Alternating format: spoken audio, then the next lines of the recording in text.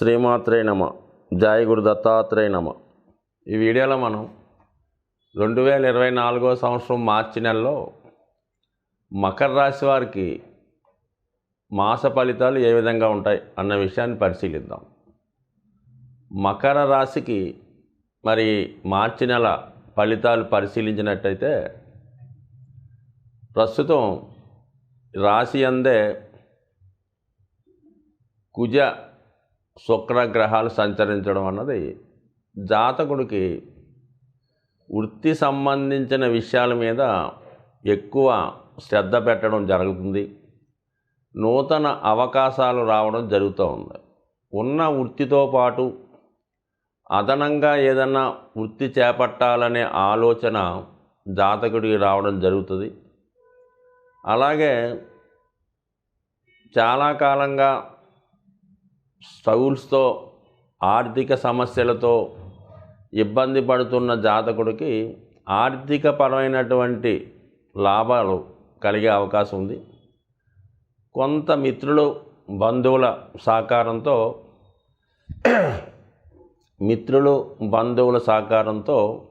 జీవితాన్ని మళ్ళా కొత్తగా ప్రారంభించే ప్రయత్నాలు ఈ సమయంలో జాతకుడు చేపట్టవచ్చు. అయితే ఇంకా మనకి ఈ 2వ స్థానంలో ధనస్థానంలో ఒక విధంగా రవిగ్రహ సంచారం జరుగుతుంది. అలాగే శనిగ్రహ సంచారం జరుగుతుంది. సో బుధుడు కూడా ఇంచుమించుగా మనకి మార్చి 7వ తారీఖు వరకు ధనస్థానంలో సంచరించడం జరుగుతుంది.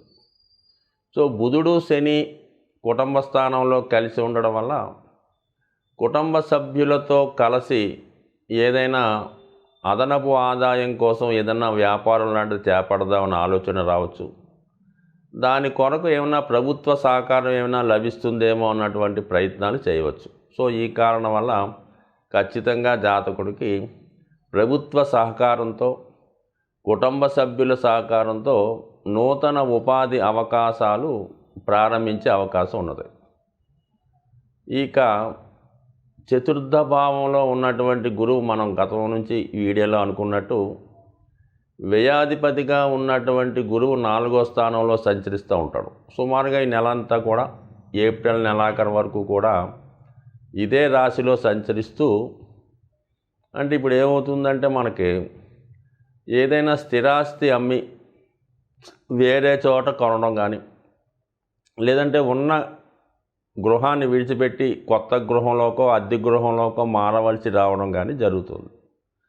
మరి కొంతమందికి జీవనోపాధి నిమిత్తం మొత్తం ఒక ప్రాంతం నుంచి వేరే దగ్గరలో ఉన్నటువంటి పట్టణానికి మైగ్రేట్ అయ్యి అక్కడ జీవన విధానం సాగించే అవకాశం ఉంది. సో అటువంటి వారికి ఈ మార్చి 16వ తారీఖు తర్వాత గురువు భరణి నక్షత్రం 3వ పాదంలో సంచరిస్తూ అత్యంత శుభస్థానమైనటువంటి పుష్కర నవాంశలోకి ప్రవేశించడం జరుగుతుంది.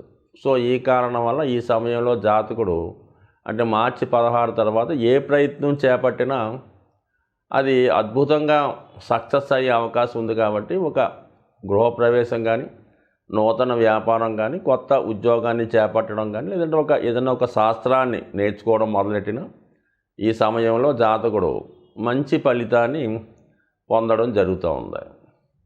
సో ఇక మనకి ఈ మార్చి 7వ తారీఖు తర్వాత ఈ బుధగ్రహం మనకి 3వ స్థానం అయినటువంటి మీనరాశిలోకి ప్రవేశించడం జరుగుతుంది. అక్కడ ఉన్నటువంటి రాహుతో కలిసి ఉండడం వల్ల జాతకుడు తన అభివృద్ధి కొరకు ఏదైనా కొత్త విషయాన్ని తెలుసుకోవడం, అలాగే ఏదన్నా ఒక మిత్రుల సహకారంతో, ముఖ్యంగా విదేశంలో ఉన్నటువంటి మిత్రులు కానీ, ఇతర మతానికి సంబంధించిన వ్యక్తులు, ఇతర దేశానికి సంబంధించిన వారితో కలిసి కొత్తగా ఏదన్నా స్థాపించే అవకాశం ఉంటుంది. ముఖ్యంగా రాహు 3వ స్థానంలో ఉన్నప్పుడు ఏదన్నా మీడియాకి సంబంధించింది, టీవీ, సెల్ ఫోను, అలాగే యూట్యూబ్, సినిమా రంగానికి సంబంధించింది ఏదో ఒక టెక్నాలజీలో ఏదో ఒక బ్రాంచ్లో చేరి కొత్తగా జీవన విధానం సాగించుకున్న వాళ్ళకి కూడా కొంత టెక్నాలజీ సహాయపడుతుంది. సొంతంగా ప్రారంభిద్దాం అనుకున్నా కూడా ఈ సమయంలో ఒక న్యూస్ యాంకర్ గాను, ఒక కెమెరామ్యాన్ గాను, లేదంటే ఒక ఎడిటర్గానో జీవితాన్ని సాగదీసి చేసే ప్రయత్నం ఈ సమయంలో ఉండే అవకాశం ఉంది ఈ జాతకుడికి. అంటే మొత్తం మీద ఎక్కువ గ్రహాలు ఏంటంటే మకర కుంభరాశిలో సంచరిస్తున్నాయి ప్రస్తుతం.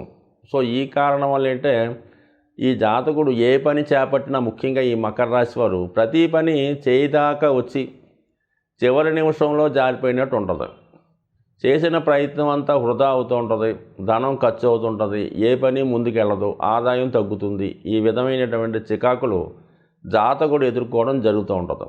సో ఏదైనా నెల ప్రారంభంలో 15 రోజులు ఇబ్బంది పడినా తర్వాత 15 రోజులు ఖచ్చితంగా జాతకుడు మంచి ఫలితాన్ని పొందడం జరుగుతూ ఉంటుంది. ముఖ్యంగా ఆర్థికపరమైన సమస్యలు కొంతవరకు సాల్వ్ అయ్యే అవకాశం ఉంది. ముఖ్యంగా మరి ఈ మార్చి 7వ తారీఖు నుంచి మార్చి 31 వరకు కూడా శుక్రుడు మరి కుంభరాశిలో ప్రవేశించి శని భగవానుడితో కలిసి ఉండడం వలన కుటుంబంలో శుభకార్యాలు కానీ, మీ కుటుంబంలో ఉన్నటువంటి స్త్రీలకి ఏమైనా ఉద్యోగ ఉపాధి అవకాశాలు రావడం కానీ, కుటుంబ ఆదాయం పెరగడం కానీ జరుగుతుంది. అంటే మరి ఈ మకర రాశి వారికి మిత్రగ్రహాలైనటువంటి శని, బుధ, శుక్రగ్రహాలే చాలా ఇంపార్టెంట్. రాహు కూడా మిత్రగ్రహంగానే పరిగణించాలి.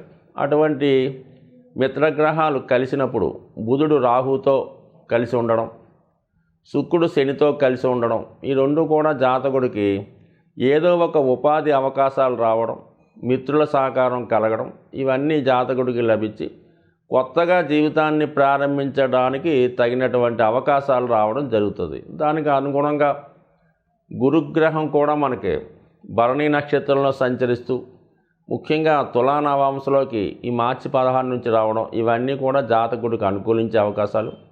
సో ఏది ఏమైనా మరి అత్యంత పాపగ్రహం అయినటువంటి రాహు 3వ స్థానంలో ఉంటూ ఈ మార్చి 14 తర్వాత రవిగ్రహంతో కలిసి ఉండడం వలన, అంటే కొద్దిగా అష్టమాధిపతిగా ఉన్నటువంటి రవి 3వ స్థానంలో ఉన్నటువంటి రాహుతో కలిసి ఉండడం వల్ల జాతకుడిపై ఏదైనా అపవాదాలు కానీ, నిందలు కానీ, ఏదో ఒక అపకీర్తి కలిగే అవకాశం ఉంటుంది. కాబట్టి చాలా కాలంగా సంపాదించుకున్నటువంటి మంచి పేరు ఈ సమయంలో పోగొట్టుకునే అవకాశాలు ఉంటాయి. కాబట్టి ఖచ్చితంగా మరి ఈ జాతకులు మనకి ఈ మార్చి 14 తర్వాత ఏర్పడుతున్నటువంటి ఈ సర్పదోషం అనుకోవచ్చు, రాహు రవి కలిసి ఉండడం వలన పితృదోషం అనొచ్చు. సో అలాగే గ్రహణ యోగం అని, గ్రహణ దోషం అని కూడా కొందరు అంటూ ఉంటారు. అంటే ఇది గ్రహణం ఏర్పడడం అన్ని రాశులకి ఏర్పడదు, కేవలం ఈ 2 రాశులు ఈ రవి రాహు ఒకే రాశిలో కలడం వల్ల ఇటువంటి దోషం ఏర్పడుతుంది. ఈ దోష పరిహారం జాతకులు ఏదన్నా గోశాలలో అక్కడ ఉన్నటువంటి గోవులకి నానబెట్టినటువంటి మినుములు ప్లస్ గోధుమలు దానంగా సమర్పించడం వల్ల జాతకుడు ఈ దోషాన్ని నుంచి బయటపడి మంచి అభివృద్ధిని పొందే అవకాశం ఉంది. ఈ పక్షంలో ముఖ్యంగా వస్తున్నటువంటి పర్వదినం మహాశివరాత్రి. అది మనకి మార్చి 8వ తారీఖున రావడం జరుగుతుంటుంది. శివరాత్రి రోజున ఖచ్చితంగా ఏ రాశివారైనా సరే శివానుగ్రహం కోసం ఆ రోజు ఖచ్చితంగా ఏదో ఒక శివాలయాన్ని దర్శించి అభిషేకం చేసేటటువంటి మనకి అంత అవకాశం దొరకకపోయినా కనీసం శివుణ్ణి కళ్ళారా దర్శించడం వల్ల, లేదు బయట ఉన్నటువంటి శివలింగాన్ని అవసరమైతే కొద్దిగా అభిషేకం సొంతంగా చేసుకోవడం వల్ల నవగ్రహాల యొక్క అనుగ్రహానికి పాత్రలు అవడం జరుగుతుంటుంది. ముఖ్యంగా ఈ మనం ప్రతి వీడియోలో కూడా మాస శివరాత్రి ఈ శివుడికి అభిషేకం చేసుకోమని చెప్తూ ఉంటాం. అంటే మాస శివరాత్రి ఒక్కరోజు శివుడికి అభిషేకం చేసుకుంటే మొత్తం ఆ నెలంతా కూడా శివుడికి అభిషేకం చేసినట్టుగా మీ ఖాతాలో రాయడం జరుగుతుంది. అలాగే ఒక మహాశివరాత్రి రోజు మీరు అభిషేకం చేసుకున్న, శివుణ్ణి దర్శించిన, ఖచ్చితంగా సంవత్సరం మొత్తం ప్రతిరోజు అభిషేకం చేస్తే ఎంత ఫలితం వస్తుందో అంత ఫలితం మీకు ఈ మహాశివరాత్రి రోజు వచ్చే అవకాశం ఉంది. పైపెచ్చి మరి 8వ తారీఖున, అంటే న్యూమరాలజీకి సంబంధం లేకపోయినా 8వ తారీఖు అన్నది శని భగవానుడికి ఇష్టమైన రోజు కాబట్టి సాధ్యమైనంత వరకు ద్వాదశ రాశుల వారు కూడా ఈ మహాశివరాత్రి రోజు వీలైతే జాగరం, అంటే 7వ తారీఖు నైటు జాగరణ చేసి వేకువజామునే ఈ శివలింగాన్ని దర్శించుకోవడం, శివక్షేత్రాన్ని దర్శించడం వల్ల కంపల్సరీగా మీకు సాధ్యమైనంత వరకు ఆ రోజు నియమంగా ఉపవాసంగా, అంటే మనం ఆ రోజు ఏం చేస్తే మొత్తం సంవత్సరం అంతా చేసినట్టు వస్తూ ఉంటుంది కాబట్టి సాధ్యమైనంత వరకు ఆ రోజు నియమంగా ఉండడం, వీలైతే అభిషేకం చేసుకోవడం జరుగుతూ ఉంటుంది. సరే, ఆరోగ్యం కొరకు అభిషేకం చేసుకుందాం అనుకున్న వాళ్ళు ఆవు పాలు, ఆవు పెరుగు, ఆవు మజ్జిగతో చేసుకోవడం వల్ల ఆరోగ్యం వస్తుంది.